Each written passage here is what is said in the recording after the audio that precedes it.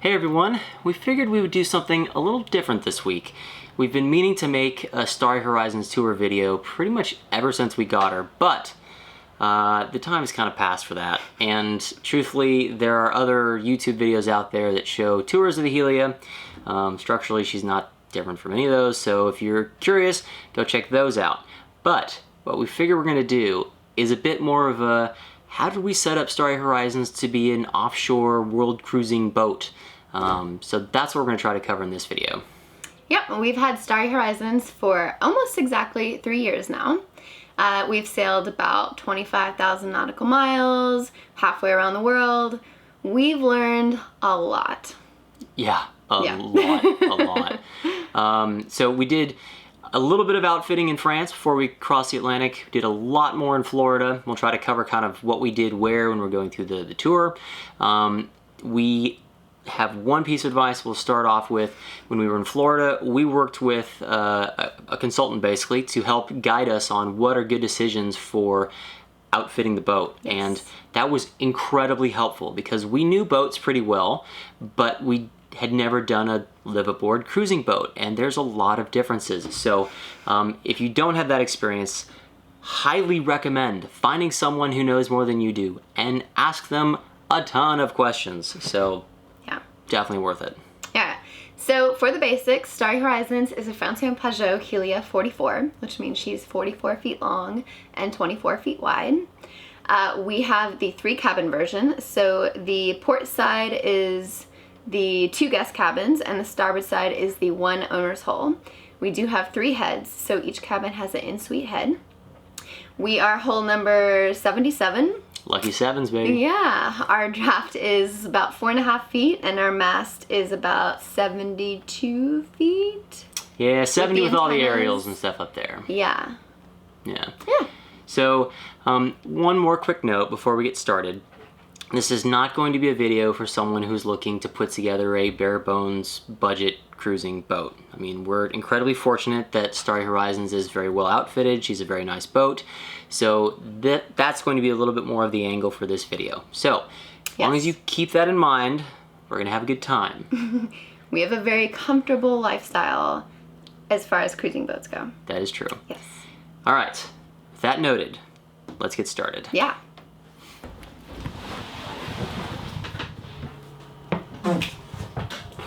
Whoa. Someone's excited. I know. Yeah. As circumnavigating cruisers, we spend a lot of time in the tropics where it is very warm. So we've done a few things at Starry Horizons to make it a little bit more bearable. One thing is we have these amazing Carframo fans. And actually we have, I think, 9 of them throughout the boat. And they do a great job. Yeah, it's a lot. They do a great job circulating the air around the boat, which is awesome.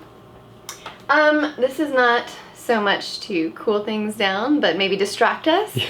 One of my favorite things on the boat. Yeah. We have a big TV.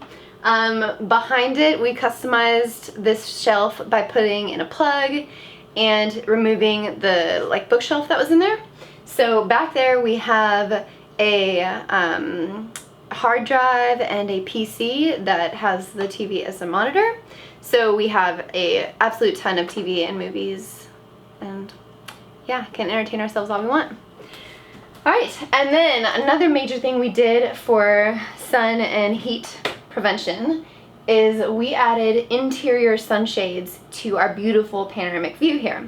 So as you can see, we have these window coverings in here that are held on by Velcro, and my mother-in-law made these, which is awesome. Thanks, Mom. Yeah.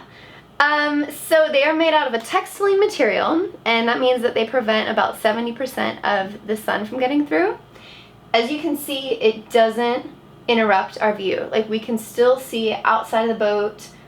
It's great for daytime watches. The only thing is that people can see inside at night because it depends on the direction of the light coming from. So that's it's not great, but that's okay. It makes a notable difference in temperature in here. It makes a huge difference, yeah. If we take the sunshades off any of the windows, for cleaning or repairing, holy cow, does it get hot in here real fast. Start baking. Yeah, starts baking. All right, so next we're gonna move to the nav table. one of our favorite things about the Helia is that we have a forward-facing nav table, which we thought was really important.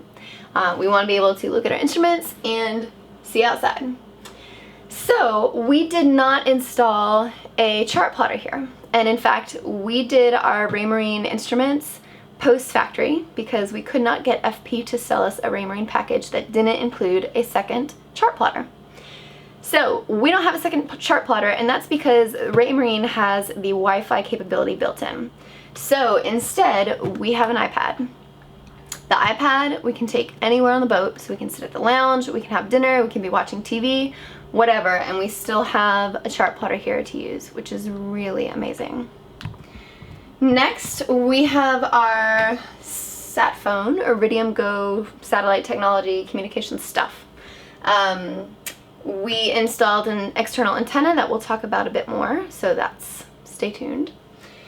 We use the sat phone for phone call, emails, and text messages, which is great. And we can get our weather reports via email, which is extremely important on passage. Yes, we get grid files via email, so that's awesome.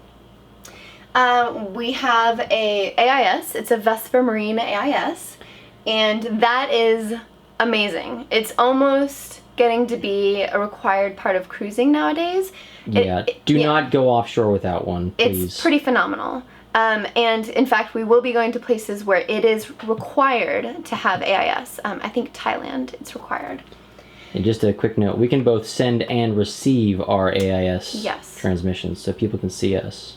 Yeah, send and receive transmission, and that really helps when we're doing things like crossing the Strait of Gibraltar or headed into Singapore, like some of the busiest ports in the world. We had this installed by Uchimata in La Rochelle, who's also the company that did our Raymarine install. We've got a stereo system. We've got our VHF. These were both factory installs. And then here we have our Felipe monitoring system. And this was installed in Florida. What it does is it monitors our solar input, it monitors our battery power levels, and it monitors our holding tanks. So we have sensors in all of those units, and we can get all of this information right here, which is pretty great. It's a boat's brain, basically. Yeah, it is our boat's brain. I like that. Yeah. Okay, so next we're gonna move on. I'm gonna show off my galley. Oh yeah, Amy's favorite spot. Yes. So, my beautiful galley. One of the things I really like about the Helium is that we have plenty of room in here, and it comes standard with our fridge and freezer, and they are enough to stock us very well. Just a quick clarification. Fridge is standard, freezer is extra. Oh, okay. Sorry. Yeah. Fridge is standard, the freezer is extra. So our freezer's here, and it's actually huge, and we can hold at least 2 months worth of meat in here if I get everything packaged properly and shoved in, so that's great. We have plenty of storage space in the galley for all my equipment. And we have our 2-drawer isotherm fridge here. And then we have like a ton of spaces that we use for our pantry, dry goods storage. Up here is one, down on the floorboards, under the couch. There's a lot of space on this boat. So, you know, part of our goal with this was to cruise remote locations, and like we just spent a month in the Lao group of Fiji where provisioning is practically non-existent. And we're able to do that really easily because we have so much space in our galley, which is awesome. Yeah, definitely want to be able to do the off-the-grid type thing. Yes, we like off-the-grid. Yeah. Yeah, alright, so next we're going to move out towards the cockpit. Alright, my turn, I think. Your turn. Yeah.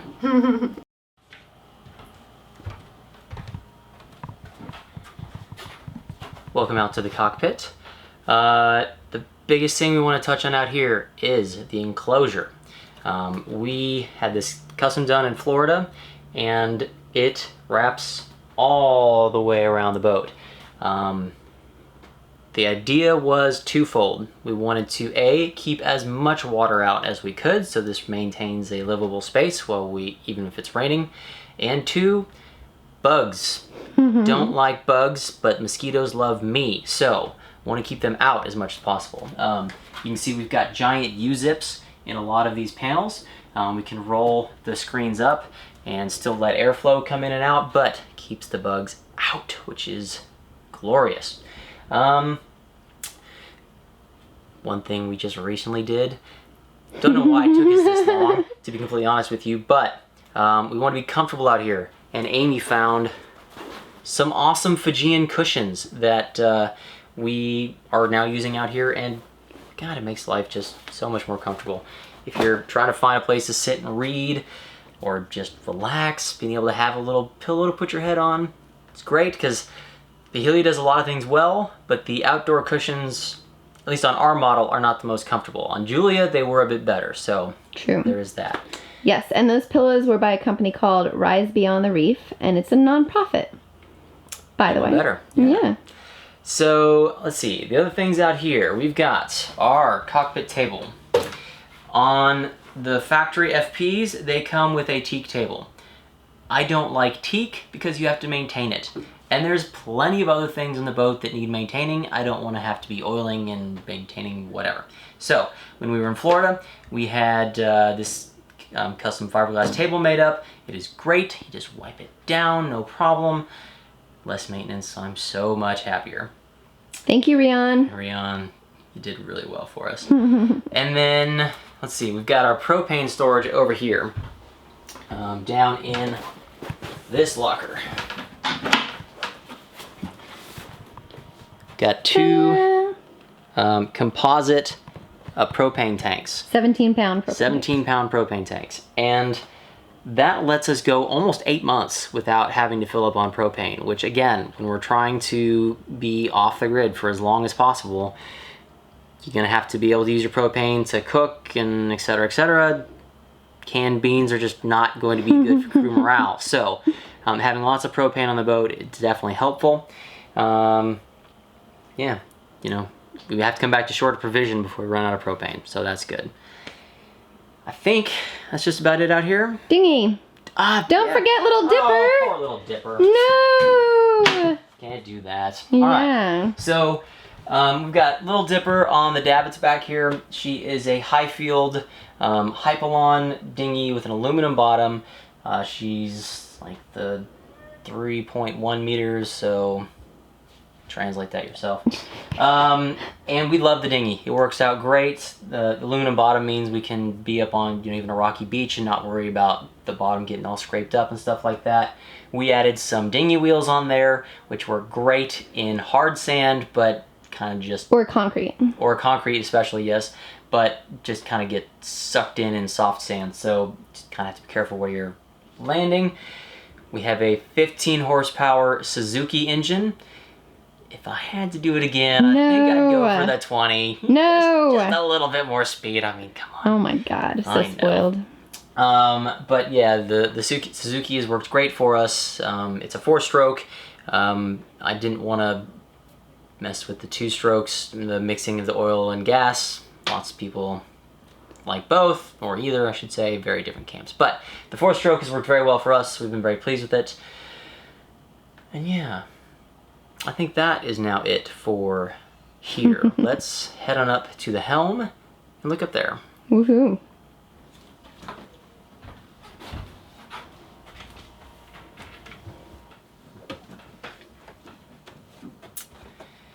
Now at the helm, a couple things to point out up here. Again, the continuation of the enclosure.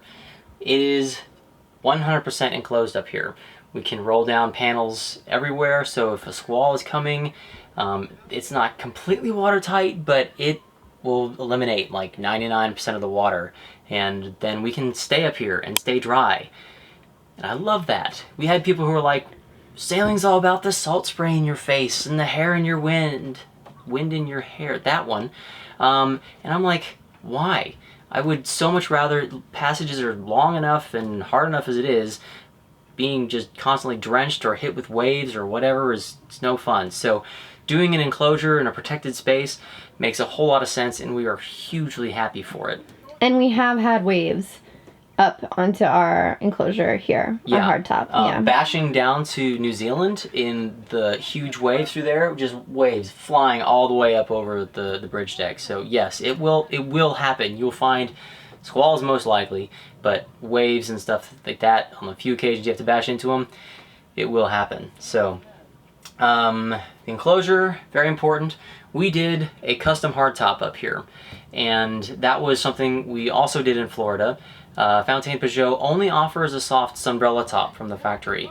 It was not an option we wanted to go with because we knew we were going to be going in the tropics. Sun does bad things to sunbrella even over time, so we wanted a hard top, something that's a little more substantial. Plus, it lets us put solar panel up there. We were able to customize the location of the windows through the hardtop so that we can actually see up at the sails, both from here at the winches, and the helmsman back there can get a view of the sails. So that works out really well for us. We like that a lot. Then the Raymarine electronics. Yes. As Amy was mentioning down at the chart plotter, we only have the MFD chart plotter up here at the helm, but with the iPads we can check out things anywhere on the boat, so that works really, really well. Here, the winches. All Very lines are led back to the helm here on Starry Horizons. We did modify a few things to make that happen, but I think that's just incredibly important. When you're out at sea, especially if you've only got 2 people, you don't want to have to be leaving the safety of the helm, if at all possible. So, you know, we've got one electric winch over here, the halyard, the reef lines, the topping lifts, all that are led right here to this. The sheets for the Genoa are led to this winch right here. We've got our main sheet, so everything, oh, and Traveler right here, everything is led here to the helm. We can manage the boat in one spot. It works out really well. I will note that we've upgraded some of the lines from the factory. I mean, I guess it's not terribly surprising that maybe a little bit of cost cutting is done trying to buy some cheap lines, but we've upgraded especially like the halyards to one that have got like Dyneema cores and stuff, so a little bit stronger, less twist in them. So just keep in mind that it may be worth upgrading some of the lines and paying attention a little bit more to the running rigging on the boat. And we have had a lot of chafe. Yeah, I mean, it doesn't really matter what you do. You always need to be checking for chafe. Like, just do it all the time. Mornings, nights, when you're out on passage, just always be looking to see if something doesn't look right. So, and yes, because I'm standing here, I know everyone can see it. We do have a windshield. It's a glass windshield built into the enclosure with a windshield wiper. Don't think we would do that again. It has been nice on the few occasions we've come into some place when it's been raining, but as a general rule, not worth it. Yeah. Yeah, not our favorite part. No, but you know, now we know. Next boat, there's still some changes we would make differently. So, I think that covers it here at the helm. Let's move on forward, and we'll look at some of the head sails and generator, water maker, all that fun stuff.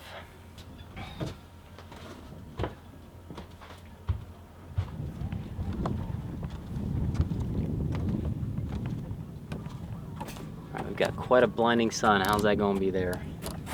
Let's see. We'll stand in the locker. That's good. This right here, this is our generator locker.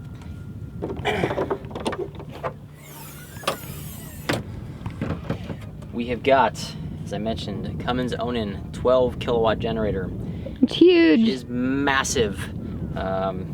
Truthfully, like, we have to run other things to give enough load on the generator, so it's kind of annoying to have one that big. But we do have our water maker that is a 110 volt water maker, so it runs off the generator, but it makes 30 gallons an hour, and that's the trade-off. So we really like having, we've got a Cruise RO water maker. It has worked great. Rich has been awesome with answering any questions we've had, so we strongly recommend that one. But 30 gallons an hour is awesome. Like, we have a freshwater pump that we did for a deck wash down. If we start with like even a 3/4 tank full of water, and I can wash the entire boat and still have water in the tank by the time I'm done if we're running the water maker. So fresh water, I would say, is being able to make it is a necessity. If you like are trying to rely on catching rainwater or going into marinas to fill up, if you're trying to get to exotic locations, I mean, it's not going to be good. So you need some form of water maker if you're trying to do long distance offshore remote cruising, I would definitely say. Yeah, so we've got one of our oil change pumps in here. I'll talk about that more when we get back to the engine rooms. I think that's about it right in here. Let's go over and we'll take a look at our anchoring setup.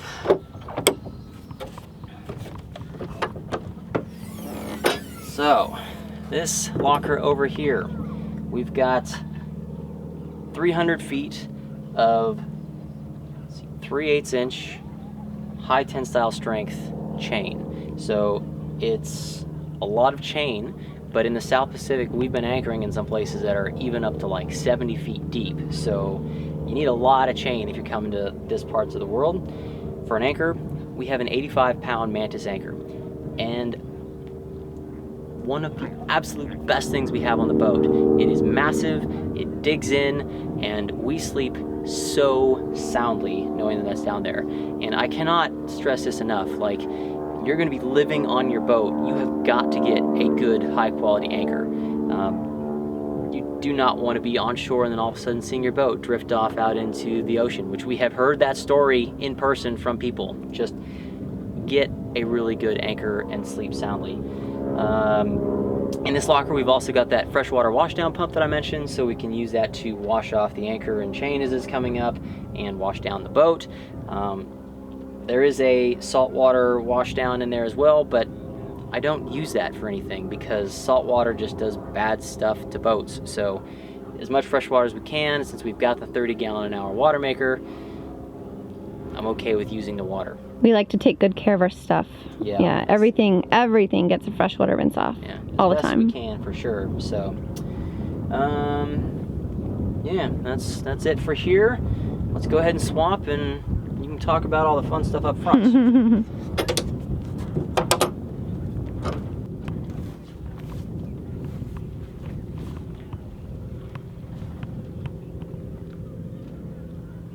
Waiting on you. Oh, okay.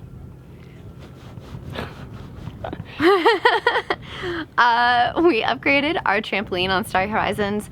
The one that came from the factory was like a much more wide open kind of weave, and we got a smaller one, but it's not very solid. It still drains well, but it's much more comfortable to walk on, and it looks good. So that was a good improvement for us. Yeah, making sure your trampoline can shed water that comes up over the bow. Yeah. It's pretty important. You don't want a ton of weight up there. And we get water, waves hitting our trampoline all the time.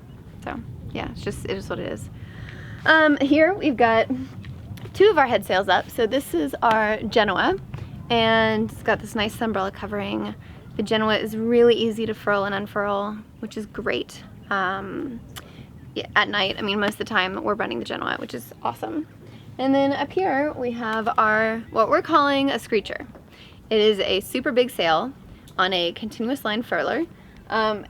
It does require two people to unfurl it and get it out there, but if we're like on a beam reach with our screecher, man, we can fly. Yeah, that's a lot of fun. Yeah, it's a good sail. And it's got a sunbrella cover, so we keep it out pretty much all the time. The third sail that we have in our head sail locker is a asymmetrical spinnaker. It's a very light sail, light wind sail. It is a top-down furling asymmetrical spinnaker. I'm not sure that we would do that again if we were shopping. We really like the parasailer, but they're very expensive. It is very expensive. We have a lot of issues with our spinnaker, but it's mostly user error. We have ripped our spinnaker 3 times. And we basically didn't have a spinnaker from the Galapagos to New Zealand. So it's not a necessity to have one. It's not a necessity. But it is nice. What do we do instead? Oh, yeah. So one of our favorite ways to run our head sails is to run dual head sails. So we get our Genoa out on one side and our Screecher out on the other side, and we have this nice big poor man's parasailer that is perfect for downwind sailing. We like dead downwind sailing. We have run in the past with our mainsail and one of our head sails, but the mainsail is just not as forgiving. And when you get the two head sails out, they help support each other. So they funnel the wind into each other, and it's really comfortable. That's one of the things we love about cats, is like downwind sailing, which is most of what you do in a circumnavigation, is amazing. It's very comfortable. Yeah, and the cat's wide enough. You don't need like a pole to keep the sails full. The deck's just wide enough. Yeah, so we run like block and tackle systems along our tow rail and pull our sails out that far, and it works like a dream. Super well. Yeah. Two more things up here. One, if you look down, we have our jacklines. No, jacklines? Yeah. Yes, jacklines. So these are 3 dynamo lines that we have run throughout the boat, and there's one on each tow rail and then this one across the trampoline. So if we ever have an emergency situation where we need to get out and around the boat, we have our PFDs on and we clip into our lifelines. Not even necessarily just emergency, but like just even coming up on the deck while we're out in offshore conditions. If we come up the deck, period, we try to clip in. So yeah, and there's also places we can clip in on the mast itself. So we feel like we have this pretty well covered. The last thing we want to talk about up here is our awning. And we don't have it up right now because we're just temporarily in a port. But we have this big awning made that covers the bow and trampoline area. Not only does it prevent even more sun from coming into the main salon, but because it's also a textiline material, just like our sunshades, but it gives us some shade out here, and it funnels wind into our hatches, which is really amazing. So we put it up when like we're gonna stay in a place for a while, but if we're just here for a night or two, then it's probably not worth putting up. Yeah, so, again, another one of those quality of life things makes a big difference. Yes, and that is something that we had custom made in Florida. Yeah. Very good. Okay, let's start heading back. Next? Engine room? Well, I'm going to stop along there. We'll talk about solar panels and stuff. Yes. Swap things up again real quick. Alrighty. Now, talking about kind of the Bimini area and solar panels specifically. We have got Solara semi-flexible solar panels. We have 10 of them in total. We've got 8 that are the big long ones, and those I believe are like 120 watts. And we've got 2 small 50 watt ones, and it's a total of 1,060 watts of solar. So that's quite a bit. It covers pretty much, well, the vast majority of our electrical needs. And the idea when we were setting up the boat was that the solar would cover most of it, and then when we would run the water maker to make water, and thus the generator would top up the rest of the way. So that's worked fairly well in our experience. You can never have too much solar on a boat. Like, just as much solar as you can stuff on there, strongly recommended. It is just free, continuous power. There's no maintenance. Get solar panels. Makes a huge difference in cruising life. We decided specifically not to get a wind generator because our rationale was that we were pretty much sailing downwind most of the time, so you're not getting your apparent wind. Plus, we're trying to find protected anchorages, so you're not getting a ton of wind through there. The wind generator helps, sure, but I think solar is probably the more cost-effective way to go in terms of a generating amp hour capacity. So one thing that we might do on a next boat maybe is a hydro generator, because it would be awesome to be able to just throw that in while we are on passage and just have that continuously make power. When we're out on passage and the electronics are running, and you know, the fridge, the freezer, the radar, all that stuff, it's amazing how much power that uses. So a hydro generator would be really nice to just continuously provide some power. The other couple things up here, we've got a antenna for our Iridium Go sat phone up there. We've had a lot of problems trying to get a constant satellite connection while we've been out and about. When we were in Spain, our first stop out of France, we had so much trouble crossing the Bay of Biscay that we hired someone to install an antenna there. He did not install with the right cable or the connectors, and it was terrible all the way across the Atlantic. We tried again in Florida and didn't get much better. So when we finally got to New Zealand, I upgraded the system myself. We have an LMR 400 coax cable, so that's a really thick, high quality cable. We went to, there's only like 3 connections now in the whole system, whereas before we had like 5 or 6, so that makes a huge difference. I would strongly suggest getting an external antenna, but make sure you've got someone who knows what they're going to do to set that up, because it makes a huge difference. It's got to be high quality. Definitely high quality for sure. The other thing we've got up here is our Wi-Fi extender. That worked great in the Caribbean, where there was a fair amount of Wi-Fi networks you could attach to. You know, we'd pull into a bay, go into a restaurant, have a meal or something like that, get a Wi-Fi code and get some Wi-Fi for a while. It was great. Out here in the South Pacific, there's no Wi-Fi networks, so we haven't even turned it on in quite a while. Instead, we've been using like SIM cards and a little cellular modem that we've been picked up in New Zealand that's worked out quite well. So that covers pretty much the stuff up here. Let's step down just a little bit more and we'll cover the engine rooms and stuff. Alrighty.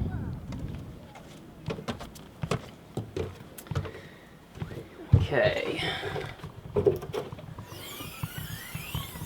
Got our port side engine room over here. As I think I mentioned earlier, we have Volvo D255 horsepower engines. Those are an upgrade from the factory, from the standard, I think it was 40 horsepower. We've been in a few situations where, you know, the winds have been crazy, we've been trying to get into a tight space, it's been nice to have the extra power. We always, if we're motoring out on passage, we only use one engine at a time to reduce fuel consumption, and it's still enough at like 2,000 RPMs to push us like 6+ knots, so that's pretty nice to have there. The fuel polisher is located here in this engine compartment, and when we are out in some of these really remote places, you'd never really know just how good the fuel quality is going to be. We always like put a little bit into a glass jar just to look when we're filling up, but if there's any questions or the fuel's been sitting for quite a while, it's really nice to be able to have that fuel polisher to just clean that up, and you know, we haven't had a problem so far.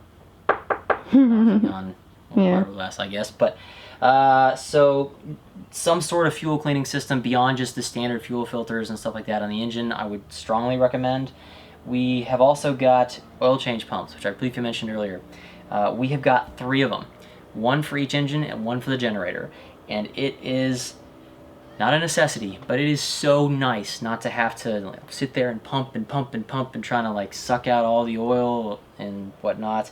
I can literally flip a switch, sucks all the oil out, and then I can just put clean oil right back in after changing all the filters. Fuel, like oil changes can take like 15-20 minutes and it stays clean too, which makes a big difference. I don't enjoy cleaning oil. Battery capacity. Lots of people want to know about battery capacity. From the factory, we had 600 amp hours of AGM batteries. When we got to Florida, we added another 400 amp hours to get a total of 1,000.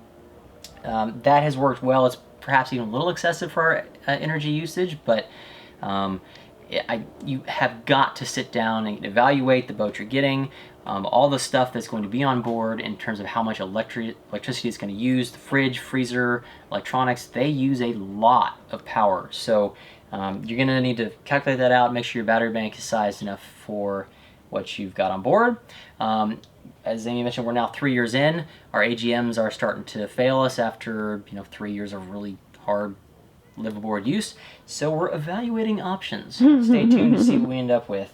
The other thing down here, the propellers. We decided to upgrade to Flexifold folding propellers, and they are amazing. If you are doing long passages, fixed props you should not have. They will be a huge decrease on speed. Like, I've heard half a knot to a knot. And if you're trying to think about how long a passage can be, like 12 to 24 miles a day, add up to days when you're talking about crossing the Atlantic or Pacific. So it's well worth that. On our props, we also got rope cutters, which when we were on Julia and got stuck in the Pacific garbage patch, wouldn't have had that problem if we were on Starry Horizons, because the rope cutters could have just sliced right through them. But just one more thing, a little peace of mind. Like, you never know.